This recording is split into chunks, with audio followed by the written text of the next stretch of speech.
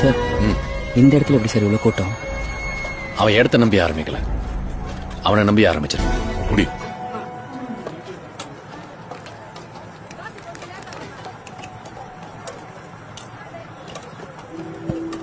எப்படி இருக்கு? சூப்பரா இருக்கு, செமையா இருக்கு. இப்ப புரியுதா ஏன் இவ்வளவு கூட்டம் வருதுன்னு?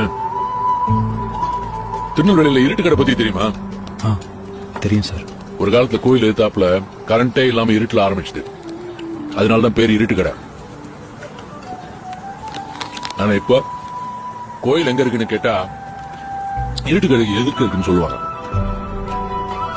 ஒருத்தன் நினைச்சா தன் திறமையால ஒரு லேண்ட்மார்க்கே மாத்த முடியுன்றதுக்கு அது உதாரணம்.